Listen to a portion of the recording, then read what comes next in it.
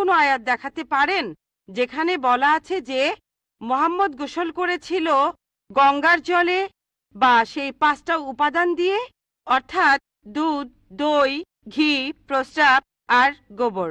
তাহলে আজকে ইসলাম গ্রহণ করব। Thank you sir. আসসালামু আলাইকুম ওয়া রাহমাতুল্লাহি ওয়া বারাকাতুহু।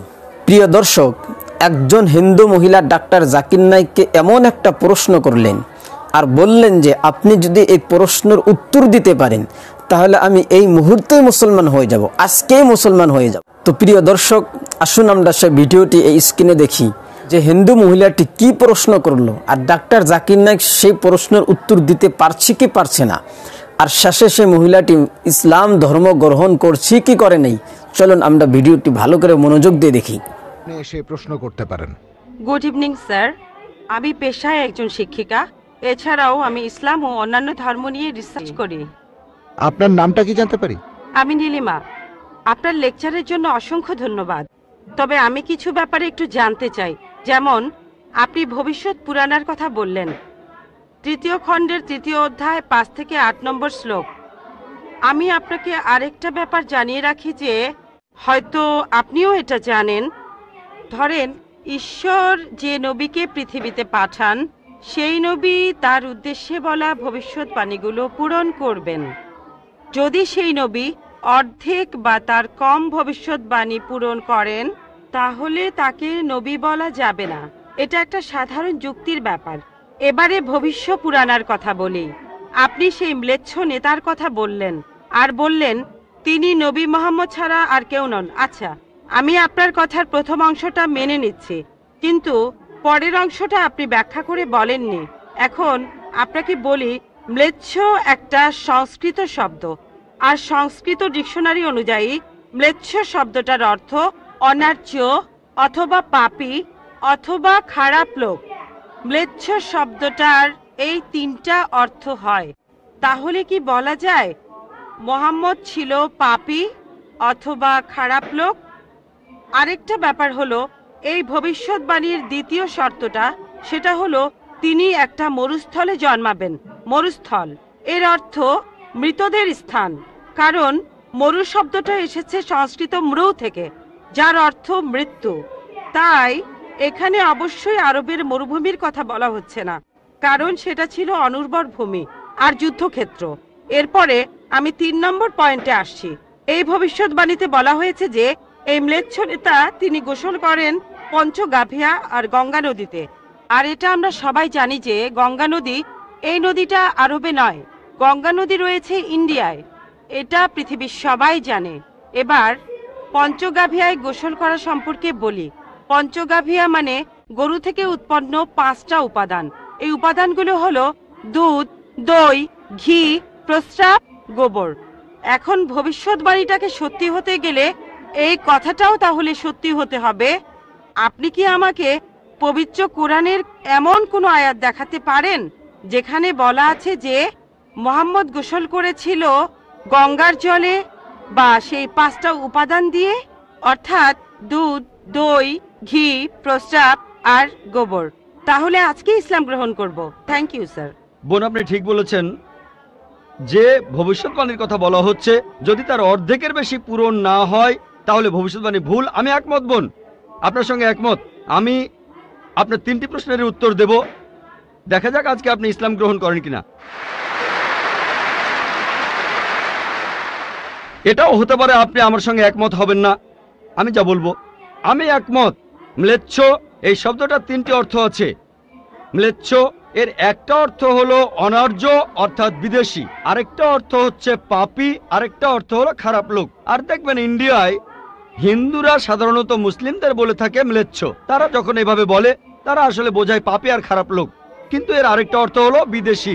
যখন আমি লেকচারে কোনো ধর্মগ্রন্থ থেকে উদ্ধৃতি দেই, সেখানে একটা শব্দের যদি অনেক অর্থ হয়, ব্যাপারটা এমন না ধরেন শব্দটার 4টা অর্থ আছে, তার মধ্যে 3টা অর্থ এখানে খাটে না, মাত্র একটা ঠিক হলেও অর্থ সঠিক হতে পারে। যেমন ধরেন কোরআন বলছে তোমরা শূকর খেও না। আজকে যদি ডিকশনারি খোলেন, এই শূকর শব্দটার একটা অর্থ হলো পুলিশ অর্থাৎ পুলিশ অফিসার, তাহলে একটা অর্থ শূকর, আরেকটা অর্থ পুলিশ অফিসার। তবে কোরআন বাইবেল এটা বোঝায়নি।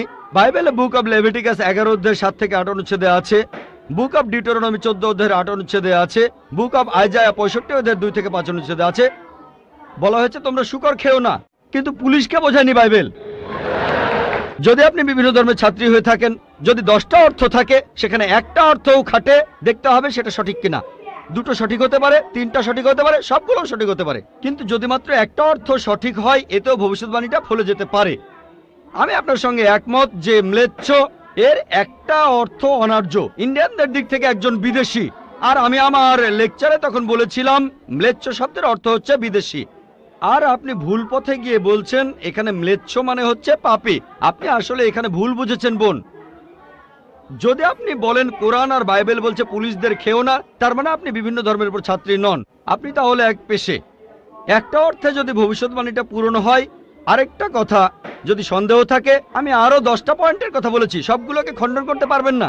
আরেকটা বললেন মরুস্থল, এটার একটা অর্থ আমিও একমত, মৃতদের স্থান। তবে সংস্কৃতিতে মরুস্থল শব্দটার আরেকটা অর্থ হচ্ছে বালুময় স্থান। আপনি আজকে ডিকশনারি চেক করেন, সেখানে দেখবেন আমাদের ইসলামিক রিসার্চ ফাউন্ডেশনে এখানে সংস্কৃত ডিকশনারিও আছে। আমি বিভিন্ন ধর্মের উপর ছাত্র, এটা মানছি যে একটা অর্থ হচ্ছে মৃতদের স্থান, আরেকটা অর্থ হচ্ছে বালুময় স্থান। কিন্তু ভুল অর্থটা আপনি নিচ্ছেন কেন? তাহলে তো আপনি ভুল পথে চলে যাবেন। যদি পারমুটেশন আর কম্বিনেশন গুলো দেখেন, অন্য যে পয়েন্টগুলো বলেছি সেগুলো পুরোপুরি সঠিক। এখানে আপনাকে সঠিক উত্তরটা বেছে নিতে হবে। তাহলে মরুস্থল শব্দটার একটা অর্থ হলো বালুময় স্থান বা মরুভূমি। আপনার তৃতীয় প্রশ্নতে আসি, আপনি ইসলাম গ্রহণ করবেন ইনশাল্লাহ।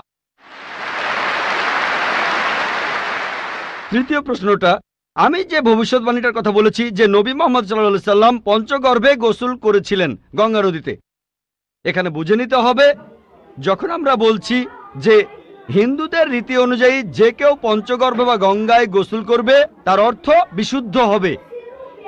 একটা অর্থ শারীরিকভাবে গঙ্গায় ডুব দিলেন, আমারও মনে হয় না নবীজি ইন্ডিয়া এসে গঙ্গায় ডুব দিয়েছিলেন।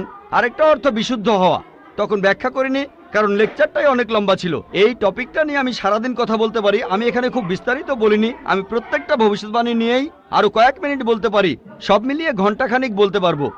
এখানে পঞ্চগর্ভে গোসল করা মানে হচ্ছে বিশুদ্ধ হওয়া। এখানে প্রসঙ্গটা বুঝতে হবে, শারীরিকভাবে গোসল করার অর্থ এখানে বলা হয়নি। আর আপনি গঙ্গার পানিতে ডুব দিলেই বিশুদ্ধ হয়ে যাবেন এমন কোনো নিশ্চয়তা নেই, বিশুদ্ধ না হওয়ার সম্ভাবনাই বেশি। এটা হচ্ছে হিন্দুদের রীতি অনুযায়ী বলা। তাই এখানে ভবিষ্যৎবাণীটা বলছে যে নবী মোহাম্মদ সাল্লাল্লাহু আলাইহি সাল্লাম পঞ্চগর্ভে গোসল করেছিলেন। তার মানে এই না যে তিনি এখানে এসেছিলেন, মানে হলো আল্লাহ তাআলা তাকে বিশুদ্ধ করেছিলেন। আমরা বিশ্বাস করি যে আল্লাহ তাআলার সকল নবী, সকলেই হোক তিনি মুসা বা ঈসা আলাইহিস সালাম অথবা মুহাম্মদ সাল্লাল্লাহু আলাইহি সাল্লাম, তারা সকলেই ছিলেন মাসুম, তারা ছিলেন নিষ্পাপ, ছিলেন বিশুদ্ধ। তাহলে আল্লাহর সকল নবী, আল্লাহ যাদের পৃথিবীতে পাঠিয়েছিলেন, আমরা মানি যে তারা সকলেই নিষ্পাপ, সকলেই মাসুম, সকলেই বিশুদ্ধ। তাহলে আপনার উত্তরটাও পেলেন। আশা করি ইনশাআল্লাহ আপনি ইসলাম গ্রহণ করবেন বোন।